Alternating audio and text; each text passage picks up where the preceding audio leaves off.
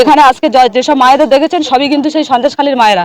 এখানে আমাদের অন্য অঞ্চলের কোনো মায়েরা নেই, সবই আজকে সন্দেশখালীর মায়েরা। সন্দেশখালীতে উলট পুরাণ প্রতিবাদীদের গ্রামে তৃণমূলের ঝান্ডা হাতে শয়ে শয়ে মহিলারা। একসময় দেশ জুড়ে শিরোনামে থাকা সন্দেশখালী আবারও খবরের কেন্দ্রবিন্দু, তবে এবার সম্পূর্ণ ভিন্ন কারণে। 2024 সালের লোকসভা নির্বাচনের আগে মহিলাদের প্রতিবাদ আন্দোলনের জন্য আলোচনায় থাকা এই এলাকায় এবার দেখা গেল তৃণমূল কংগ্রেসের সমর্থনে বিশাল মহিলা মিছিল। মাঝের পাড়া, পাত্রপাড়া ও সিংহপাড়া এলাকায় হাজার হাজার মহিলা তৃণমূলের পতাকা হাতে রাস্তায় নামেন। ধামসা মাদলের তালে আদিবাসী নৃত্যের মধ্যে দিয়ে এগোয় সেই মিছিল, যা গোটা এলাকায় আলাদা আবহ তৈরি করে। অংশগ্রহণকারীদের অধিকাংশই তপশিলি জাতি ও তপশিলি উপজাতি সম্প্রদায়ের মহিলা, যা এই কর্মসূচিকে বিশেষ তাৎপর্যপূর্ণ করে তোলে। মিছিলের সামনে সারিতে ছিলেন তৃণমূল প্রার্থী ঝর্ণা সর্দার। মহিলাদের সঙ্গে পা মিলিয়ে পুরো কর্মসূচিতে অংশ নেন তিনি। নেতৃত্বে ছিলেন সন্দেশখালী 2 নম্বর ব্লকের তৃণমূল সভাপতি দিলীপ মল্লিক সহ অন্যান্য স্থানীয় নেতৃত্ব। উল্লেখ্য, বসিরহাট লোকসভা কেন্দ্রে তৃণমূল জয়ী হলেও সন্দেশখালী বিধানসভায় বিজেপির কাছে প্রায় 7,500 ভোটে পিছিয়ে পড়েছিল শাসক দল। তবে বর্তমানে এই পরিবর্তিত চিত্র রাজনৈতিক মহলে নতুন সমীকরণের ইঙ্গিত দিচ্ছে। রাজনৈতিক পর্যবেক্ষকদের মতে প্রতিবাদী এলাকা হিসেবে পরিচিত সন্দেশখালীতে এভাবে মহিলাদের ব্যাপক অংশগ্রহণ তৃণমূলের সংগঠন পুনরুজ্জীবনের বার্তা বহন করছে। বিশেষ করে তপশিলি ও আদিবাসী মহিলাদের সক্রিয় উপস্থিতি আগামী নির্বাচনে বড় প্রভাব ফেলতে পারে। সব মিলিয়ে সন্দেশখালীর এই নতুন চিত্র বসিরহাটের রাজনীতিতে বাড়তি মাত্রা যোগ করেছে এবং আগামী নির্বাচনী লড়াইয়ে এলাকাটির গুরুত্ব আরও বাড়িয়েছে। প্রচুর আনন্দ। তারা আজকে আমার সেই দুপুর বেলা থেকে যখন থেকে প্রচার শুরু করেছি তখন থেকে আমার সাথে তারা পায়ে পা মিলিয়েছে। দেখুন, এখানে এসসি এসটি বলে কথা নয়, আমরা সর্বোপরি আমরা মানুষ, সবার উপরে মানুষ সত্য তাহার উপরে নাই। তো এখানে আজকে যেসব মায়েদের দেখেছেন সবই কিন্তু সেই সন্দেশখালীর মায়েরা।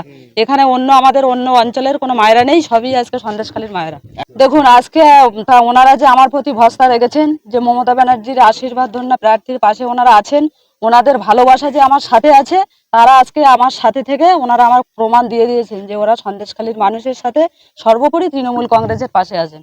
দেখুন, তৃণমূল কংগ্রেস বছরে 365 দিন, 365 দিনেই মানুষের কাজ করে এবং বাংলার নেত্রী মমতা বন্দ্যোপাধ্যায় এবং মুখ্যমন্ত্রী মমতা বন্দ্যোপাধ্যায় আর আমাদের সর্বভারতীয় সাধারণ সম্পাদক বাংলার সমগ্র মানব জাতির প্রতি তাদের যে আন্তরিকতা এবং তাদেরকে বাংলাকে বাঁচানোর প্রশ্নে, বাংলার বাঙালিকে বাঁচানোর প্রশ্নে, বাংলার সমস্ত স্তরের মানুষকে বাঁচানোর প্রশ্নে, বাংলার সম্প্রীতি রক্ষার প্রশ্নে, বাংলার সামগ্রিক উন্নয়নের প্রশ্নে যখন তারা একত্রিত করতে পারছে সন্দেশখালীর মানুষ, তখন তার বাইরে আর যেতে পারছে না। সঙ্গত কারণে সন্দেশখালীর মানুষ 2024-এ এই মায়েরা একরকম কথা বলেছিলেন, তারা বুঝলেন শেষবেশ যে ঝাঁটা ছেড়ে তৃণমূলের ঝান্ডা ধরেই শান্তি প্রতিষ্ঠা করতে হবে।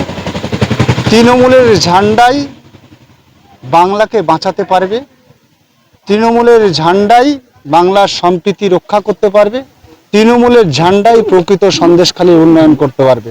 তাই মায়েরা ঘর ছেড়ে আজকে সবাই তৃণমূল কংগ্রেসের মনোনীত আমাদের নেত্রী মমতা বন্দ্যোপাধ্যায়ের, নেতা অভিষেক বন্দ্যোপাধ্যায়ের মনোনীত প্রার্থীকে সমর্থন করে দলে দলে আজকে তিনি প্রচার প্রথম শুরু করলেন সন্দেশখালী থেকে। আর এই সন্দেশখালী একটা ছোট্ট দ্বীপ, যে দ্বীপে 10টি বুথ আছে, সেই 10টি বুথ থেকে 1,500-এর বেশি মায়েরা আজকের তৃণমূলের ঝান্ডা ধরে এই সন্দেশখালী রাজপথ রাঙিয়ে দিয়ে একটাই ধ্বনি তুলল, তৃণমূল কংগ্রেস জিন্দাবাদ।